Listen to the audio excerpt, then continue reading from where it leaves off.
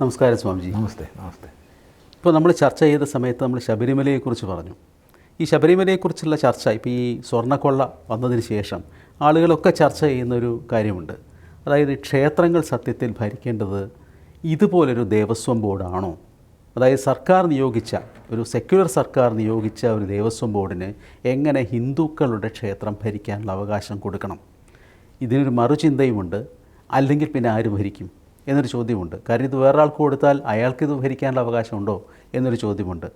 അപ്പോൾ ഇതൊരു വല്ലാത്തൊരു സങ്കീർണതയാണ്. ഒരു ഭാഗത്ത് സ്വർണ്ണക്കൊള്ളയ്ക്ക് കൂട്ടുനിൽക്കുന്ന കുറേ ആളുകൾ കയറിയിരിക്കുന്നൊരു ദേവസ്വം ബോർഡ്, തീർച്ചയായും അത് മാറണം. മറുഭാഗത്ത് ഈ ഒരു സെക്യുലർ ഗവൺമെൻറ് ഹിന്ദുക്കളുടെ ക്ഷേത്രം ഭരിക്കുന്നത് തന്നെ ഭരണഘടനാ വിരുദ്ധമോ നിയമവിരുദ്ധമോ അല്ലേ എന്നൊരു ചോദ്യമുണ്ട്. മൂന്നാമത്തെ ചോദ്യം, അങ്ങനെയെങ്കിൽ ഇതല്ലെങ്കിൽ പിന്നെ ആര് ഭരിക്കും? മറ്റൊരാൾക്കിത് കൊടുക്കാനില്ലല്ലോ എന്നൊരു സങ്കീർണത. അതെ, എന്താണ് ഇതിലൊരു പോംവഴി? വളരെ യുക്തവും കാലാനുസൃതവുമായ പ്രശ്നമാണ്. ഒന്നാമത്തെ വിഷയം സ്വർണ്ണക്കൊള്ള മാത്രമല്ല. ശബരിമലയിലെ സ്വർണ്ണക്കൊള്ള ചർച്ചയ്ക്ക് വന്നപ്പോൾ സകല മാധ്യമങ്ങളിലൂടെയും അതുതന്നെ ചർച്ച ചെയ്യപ്പെടുകയും അതുതന്നെ സമൂഹ മധ്യത്തിൽ പ്രൊജക്റ്റ് ചെയ്യപ്പെടുകയും ചെയ്തു. അതോടുകൂടി മറ്റ് വിവിധ ക്ഷേത്രങ്ങളിൽ നിന്ന് വന്ന കിലോഗ്രാം കണക്കിനുള്ള സ്വർണ്ണമോഷണം മങ്ങിപ്പോയി.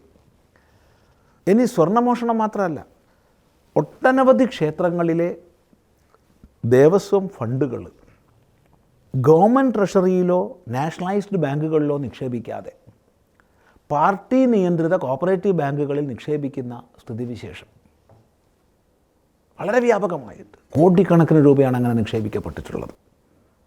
ഇനി ദേവസ്വങ്ങളുടെ തെറ്റായ തീരുമാനമനുസരിച്ച് ക്ഷേത്രഭൂമികൾ പൊതു കൃഷിയിടങ്ങളാക്കി മാറ്റുക, ക്ഷേത്രങ്ങളിൽ സമർപ്പിക്കപ്പെട്ട ഇപ്പോൾ ഉപയോഗത്തിലില്ലാത്ത വസ്തുക്കൾ വിറ്റ് കാശാക്കുക തുടങ്ങിയ തീരുമാനങ്ങൾ വന്നു.